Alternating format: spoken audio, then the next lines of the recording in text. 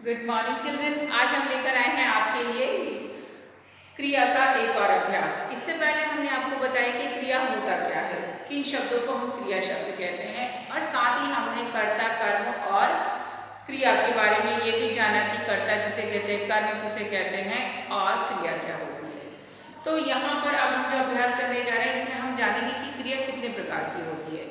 क्रिया के दो भेद होते हैं, यानी कि क्रिया दो प्रकार की होती है, सकर्मक और अकर्मक क्रियाएं। हमने कहा उठना, बैठना, जागना, खोना, सोना, रोना, भागना सब क्रिया शब्द हैं। लेकिन इनमें से कौन सी सकर्मक है और कौन सी अकर्मक क्रियाएं हम कैसे पहचानेंगे? तो चलिए आज इसी के बारे में हम जानते हैं इस मॉड्यूल के माध्यम से। यहाँ पर हमने लिखा है क्रिया के भेद यानी टाइप। क्रिया के दो प्रकार होते हैं, दो टाइप होते हैं।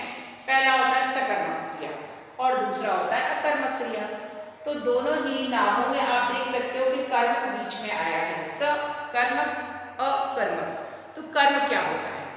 कर्म यानी वो साधन, वो चीज जिसके द्वारा क्रिया की जा रही है या जिसके साथ क्रिया की जा रही है। मैं लिख रही हूँ, मैं बोर्ड पे लिख रही हूँ, किससे लिख रही हूँ? चौक से लिख रही हूँ। तो मेरे लिए कर्म क्या हो गई? चौक, क्योंकि मेरा जो काम है लिखने का वो किससे हो रहा है? इस चौक से हो रहा है।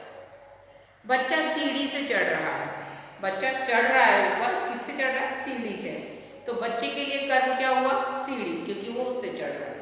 तो जब चढ़ना काम हो रहा है और सीढ़ी उसका साधन कर्म हो रहा है, तो ऐसे वाक्य जहाँ पर क्रिया शब्द तो हो, क्रिया शब्द के साथ कर्म भी मौजूद हो, तो वो सकर्मक क्रिया होती है।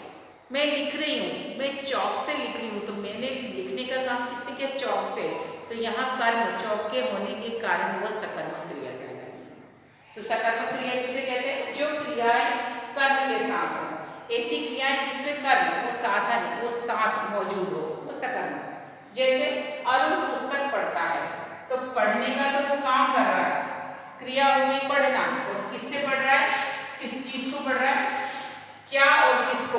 ये अगर हमें पता चलता है तो सकर्मक क्रिया, वो पुस्तक को पढ़ रहा है, सकर्मक। और ऑब्वियस सी बात है, सकर्मक में कर्म है इसलिए वो सकर्मक है, और जिसमें वो कर्म मौजूद नहीं होगा तो वो क्या हो जाएंगी? अकर्मक क्रियाएं। कैसे? जो क्रियाएं कर्म के बिना हो अकर्मक कहलाती हैं। जैसे अरुण पढ़ता है, तो पढ़ने का काम हो रहा है अरुण के जरिए, ठीक है। अब हमें यहाँ ये नहीं पता है कि अरुण पत्र पढ़ रहा है, मैगजीन पढ़ रहा है, पुस्तिका पढ़ रहा है, क्या पढ़ रहा है हमें नहीं पता।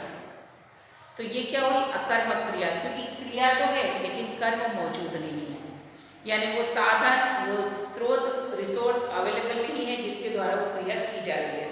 तो ऐसी क्रियाएं जिसमें कर्म हो वो सकर्मक, ऐसी क्रियाएं जिसमें कर्म नहीं हो वो अकर्मक। और कर्म क्या होता है? वो साधन जिसके द्वारा काम किया जा रहा हो, तो वो कर्म का साधन होता है। और सकर्मक क्रियाओं को पहचानने के लिए आप क्या और किससे पूछ सकते हो?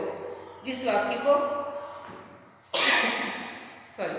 जिस वाक्य से हमें ये पता चल जाए कि क्या उत्तर आ रहा है। वह पत्र लिख रहा है, क्या लिख रहा है? पत्र। वो मित्र को पत्र लिख रहा है, किसको? मित्र को।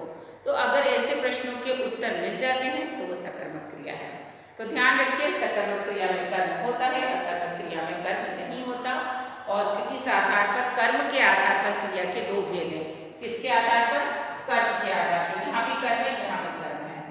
तो कर्म के आधार पर क्रिया को हमने दो भागों में बांटा है, एक सकर्मक और एक अकर्मक। दोनों में एक है, अगर पढ़ता काम है इसमें भी पढ़ना काम है, लेकिन यहाँ पुस्तक यानी कि कर्म मौजूद है, यहाँ पर कर्म नहीं है।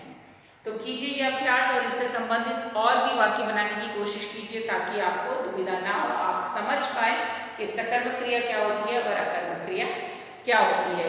आगे के अभ्यास में हम आपको इसी प्रकार और भी अभ्यास क्रिया से संबंधित कराएंगे और बताएंगे कि किस प्रकार क्रिया के धातु रूप से मूल रूप का निर्माण होता है। तो जुड़े रहिए हमारे साथ और करते रहिए अभ्यास, साथ ही सेहत का ध्यान जरूर रखिए। Take care.